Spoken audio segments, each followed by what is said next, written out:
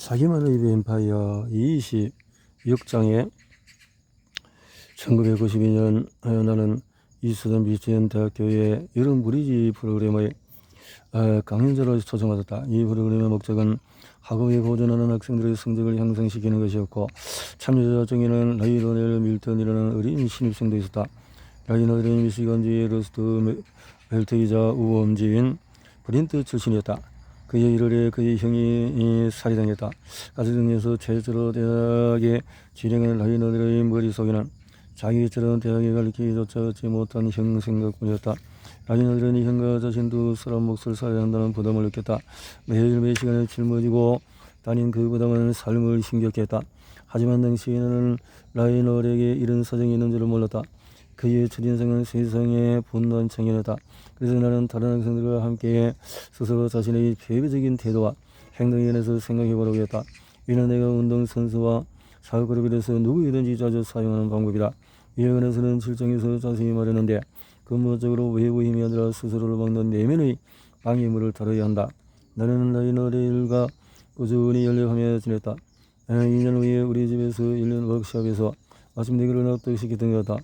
이 워크숍은 남자들에게 은둔의 장소와 같은 역할을 했는데, 남자들이 보통 말할 수 없거나 말하지 않았던 치유하는 법, 용서하는 법, 협력에서 능률을 올리는 법을 이야기하는 시간이었다. 모임이 끝날 무렵에 라이너들은 그룹의 리더와 열띤 논쟁을 벌이고 있었다. 나는 그를 따라 불러서 물었다. 대체 무슨 일이야? 내가 너랑 시간 낭비하고 있는 거니? 그는 형을 이런 상처를 입에 올리기 시작했고, 또 시작이었다. 그 말을 들은 게 처음은 아니었지만 나는 굉장히 말을 잘랐다. 형은 그만 잊어버려. 그는 내게 뺨이라도 맞은 듯이 나를 쳐다봤다. 넌 형을 다시 살려낼 수 없어. 형이 편히 잠들게 내버려둬. 내가 본다고 부정적인 이유로 자신을 핑계대고 있다는 것을 알면은 형도 마음이 아플 거야. 그 순간 그는 자신이 형의 죽음을 진실로 받아들이지 못했음을 마침내 깨달았던 것 같다. 그는 매일 형의 죽음을 재현하고 있었다. 그는 다음 단계로 나아가서 자기 삶을 살지 못했다. 넌 아직도 형에 관해서 분노하고 있어. 네가 항상 그렇게 지나치게 행동하는 이유도 그 때문일 거야. 하지만 그것은 해결되지 않은 너만의 문제에 불과해. 라이너들은 형의 죽음을 받아들이고 삶을 포용하고 다음 단계로 나아가는 것이 형을 버리거나 덜 사랑하는 것이 아님을 이해해야 했다. 시간이 지나서 그는 미시간 대학교 교육대학의 학생 처정이 되었다. 또한 베들 아버리가 감리교의 부목사가 되었다. 그리고 그때 이후로 친구가 되었는데, 우리 모두와 마찬가지로 라이너엘도 여전히 나아지고 있다. 며칠 전 그와 이야기를 나눴다. 그는 직장에서 분노를 참지 못한 채 내게 전화했다. 나는 너 나이를 많이나 먹었는데도 여전히 분노를 맺는구나. 하지만 곧 괜찮아질 거야 라고 말했다. 당신의 멘탈 뱀파이어는 뭔가? 실제로 심각한 피해를 주고 자신감과 용기와 일관성까지 잃게 한 과거의 사건인가? 어쩌면 어떤 사람에게나 무리일 수도 있다. 어쩌면 오래된 상처나 잘못된 결정, 영원히 얻지 못한 원한일 수 있다. 자기에게는 물론이고 누구에게도 그 이야기를 쉽게 할 수 없을 것이다. 뱀파이어가 힘을 잃게 할 새로운 관점으로 바라보지 못할 것이다. 하지만 유일한 방법이 있다.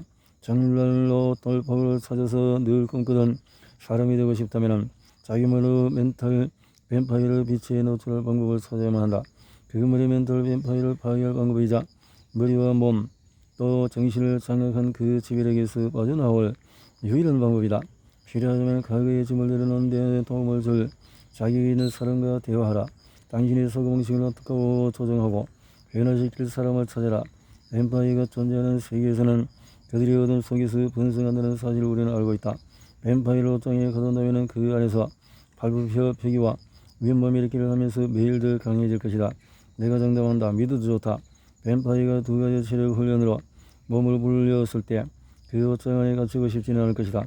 그러니 용기를 내서 자신만의 어둠을 두려워하라. 자신만의 멘탈 뱀파이어를 찾아 치유의 빛으로 끌고 나와야 한다. 증언 앤 웰치 브라운. 앤 웰치 브라운은 25살의 새내기 대학생 때 그렉을 만났다.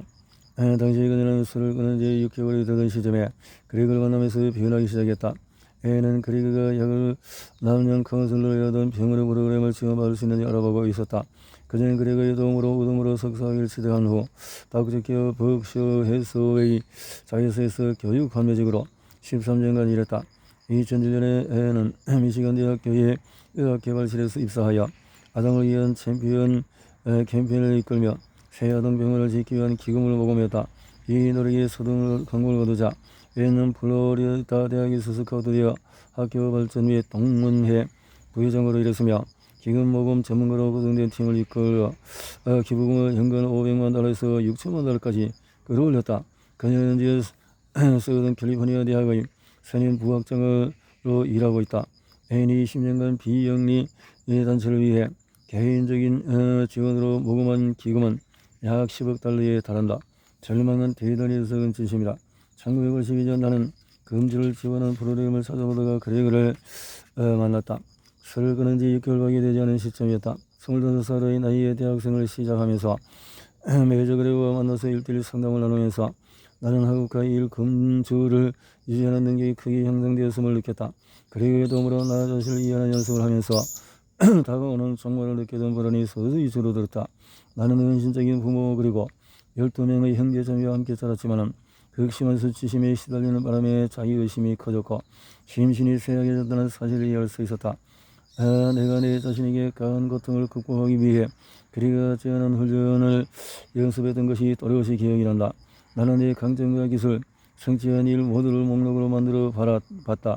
실제 비난이든 상상 속에서 비난이든 비난에 매우 취약했기에 자부심을 쌓으려는 연습을 했다. 그러나 내 정신이 나의 적이 아니라 동지가 되어야 한다고 강조했는데 그 과정에 내 삶을 단단하게 만들었다. 서서히 불안감이 잦아들면서 이 훈련이 학업과 일, 개인적인 발전에 집중과 에너지를 무한하게 키웠음을 깨달았다. 삶에서 처음으로 발전하고 있었다고 말해도 좋을 것이다. 이전에는 낭비했던 에너지에 초점을 조정해 이전보다도 훨씬 많은 일을 성취할 수 있는 건강하고 성숙한 사람으로 성장하고 있었다. 그리고 상담하면서 지낸 3년 동안에 내가 습득한 기술들이 더 나은 삶을 사는 데 큰 도움이 되었다. 그리고 이 코칭을 기반으로 내 행동을 이끄는 나만의 철학을 만들었다. 내가 지금 관점과 목표의 중요한 면을 인식하고 그것이 내 선택을 어떻게 작용하는지를 확인했다. 내 새로운 철학은 유전적으로 물려받아 인식하지 못했으나 내 인생에 큰 영향을 끼쳤던 내 관점, 저 수치심이 기저에 깔린 관점을 대체했다. 또한 젊은 시절에 생각했던 것보다도 신은 우리에게 더 많은 사랑을 주고 우리를 함부로 판단하지 않으며 우리에게 힘을 준다는 것을 새삼 이해할 수 있었다. 그리고 저전 가장 중요한 교훈은 과거의 트라우마의 실패를 반복해서 떠올리지 말고 진심으로 신나는 미래를 설계하는 데 집중하라는 것이었다. 행복하고 건강하면서도 생산적인 미래, 신중하면서도 미친 듯이 열정할 수 있는 미래를 만들려고 조언을 하지 않았다. 이제 나는 건강해졌음을 느낀다. 술을 끊기 전에서 고군분투하고 고통스러운 시절을 완전히 이별하고 가장 생산적인 시기에 접어들었다. 젊은 시절의 파괴적인 행동이 내게서 평안함과 즐거움 또는 열정을 앗아갔음을 깨달았다. 나는 장학금과 학업 우수상, 노분학점을 이뤄서 학교에서 거둔 성공의 삶의 전환점으로 삼았다. 고등생으로 학교를 졸업한 후에도 차안이 도서관으로 열정들어 학습을 놓치지 않았다. 나는 지금 내 의식의 역량과 자부심을 계속 자라게 하는 수백 개의 녹음 파일을 갖고 있다. 책과 공부에 열정적인 모습이군요. 그리고 그래서 또 하나의 교훈은 절망은 대단히 적은 진심을 깨달아야 한다는 것이다. 내가 선택의 여지에 덫에 갇혀 있다고 느낄 때마다 절망이 찾아왔다. 그리고는 주의 깊게 돌아보면서 선택의 여지가 늘 있다는 믿음을 내면에 깊이 자리 잡도록 해주었다. 그는 내 독특한 자질을 스스로 받아들이게끔 도와주었다. 이런 가르침으로 잠재력이 발휘된 덕분에 나는 경력 내내 리더의 역할을 해낼 수 있었다. 미시간주의 입실렌티의 지하 상담실에서 그리고 상담하던 내가 이제는 로스앤젤레스 이 사회실에서 억만장자들에게 편안하게 프레젠테이션하는 사람이 되었다. 최근에는 비극적인 상실을 겪었다.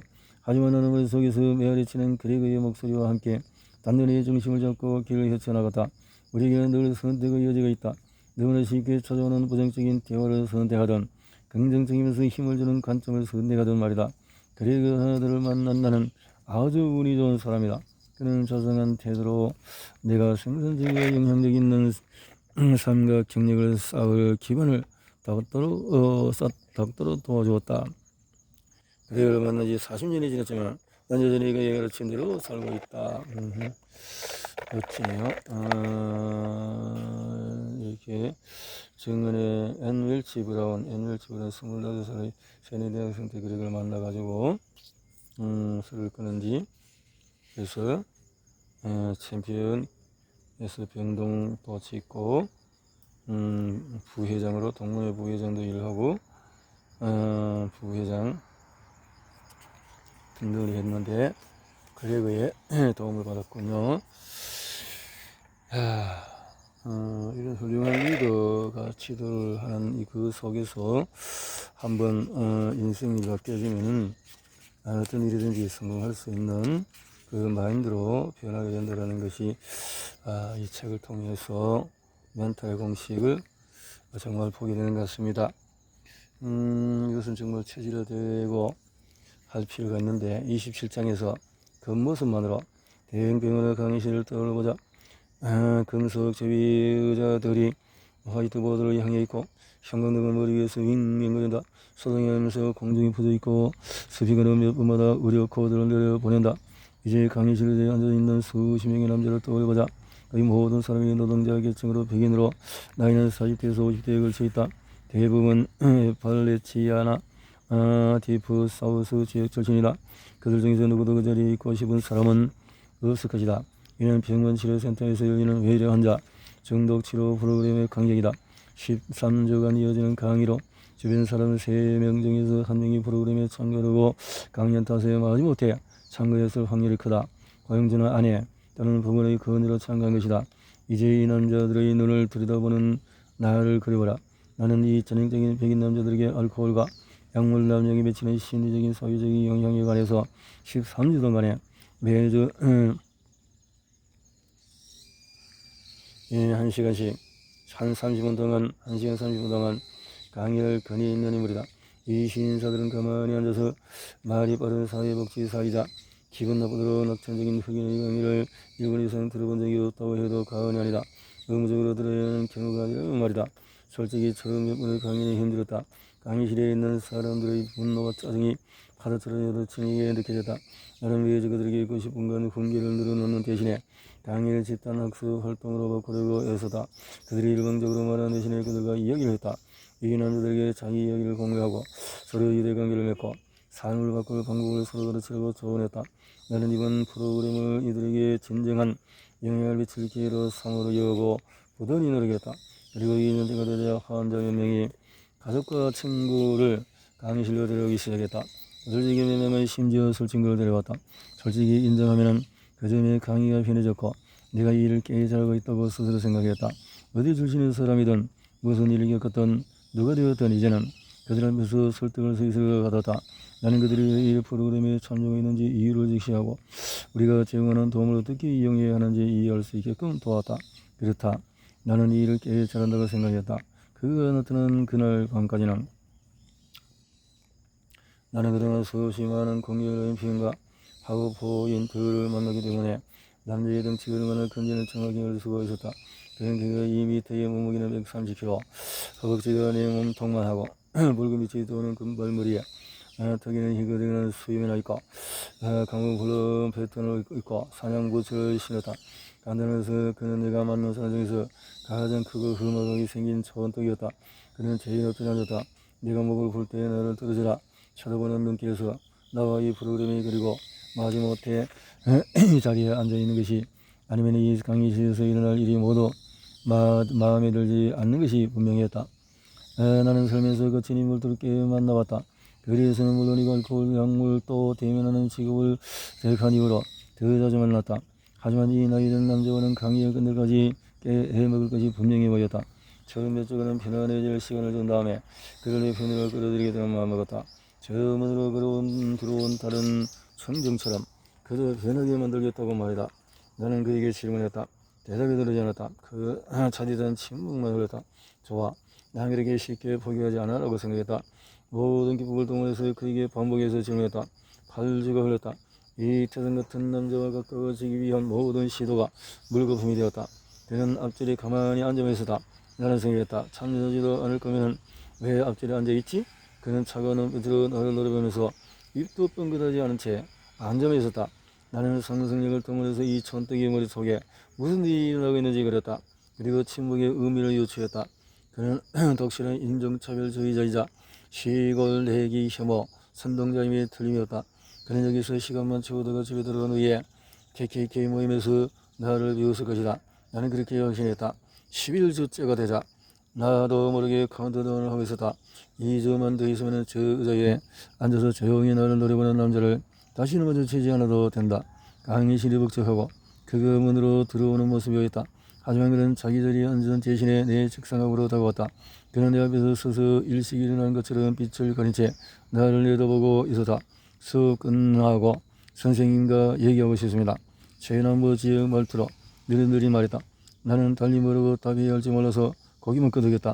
내가 도망치지 않는다면요 라는 말이 머릿속에 떠올랐지만 입법으로 내진 않았다. 그는 역시 앞줄에 앉았고 내가 수업을 진행한 동안에 평소처럼 나를 뒤에서 노려보았다. 1시간 30분이 지났다. 90분에 그렇게 빨리 진행할 수 있음을 처음 느꼈다. 수업이 끝나고 모두가 강의실로 나가는 동안에도 그는 의자에 그대로 앉아있었다. 마침 내 강의실에 그와 나 둘만 남았다. 그는 자리에서 일어나서 다시 내 책상 앞으로 다가왔다. 11주간 이 남자에 대해서 떠올랐던 모든 생각이 정광석화처럼 떠올랐다. 빠져나간 후에 다시 감정이 자리 잡았다. 순수한 두려움과 불안이었다. 이게 그가 기다리던 것이로구나 하고 생각하며 나는 신경의 절반을 1km 정도 떨어진 것으로 보이는 문에 집중했고 나머지 절반은 바지 오줌을 가리지 않는데 집중했다. 그는 내 가늘고 검은 목을 나뭇가지처럼 부러뜨릴 거야 라고 생각하며 그가 드디어 입을 떼었다. 선생님께 알려드리고 싶었습니다. 저는 선생님이 굉장한 분이라고 생각합니다. 이 수업에서 기대보다도 많은 것을 배웠습니다. 그래서 선생님께서 저에게 해주신 일에 감사드리고 싶었습니다. 그러더니 혀하고 걸러붙만한 손을 내밀어서 거의 뼈가 으스릴 듯이 내 손을 잡고 낙서했다. 내 감정은 매우 놀랐다는 표현으로는 부족했다. 자, 처음 본 순간부터 나는 그 어떤 사람이라고 이미 결론을 했다. 나는 그의 겉모습만으로 이미 그가 나를 미워하고 나처럼 생긴 모든 일을 미워하는 게 틀림없다고 결론을 내렸다. 나는 이 남자를 보며 너무 쉽게 너의 죄, 이어의 악몽이 되살아났다고 생각했다. 하지만 내가 들렸을 뿐만 아니라 그것도 비참하게 들렸다. 그가 아무 말도 하지 않은 채 2주가 더 흘렀다면 그는 정녕 가버리고 나는 그와 친해질 기회를 놓쳤을 것이다. 단지 내 편견 때문에 그렇다. 나 자신의 편견은 미리와 판단의 결합에서 만들어진 단어다. 이때 경험은 강의실에 나왔던 이 남자가 결코 상상에서 어떤 방식으로 내게 큰 영향을 끼쳤다. 그 모습을 보고 사람을 판단하지 마라. 우리는 모두 그 말을 100만 번쯤 들었을 것이다. 진부하고 상투적인 표현이지만 어떤 의미인지를 한번 떠올려보자. 자신의 믿음에 관한 생각해보자. 머릿속에 자리 잡은 절대적인 생각을 뜯어보고 어디서 왔는지 살펴보자. 어쩌면 삶의 어떤 시점에 누군가가 흑인은 모두 범죄자라거나 또 사냥법과 좋은 디어모자를 쓴 덩치 큰 백인 남부 사람은 전부 인종차별주의자 시골뜨기가 틀림없다고 말해줬을지도 모른다.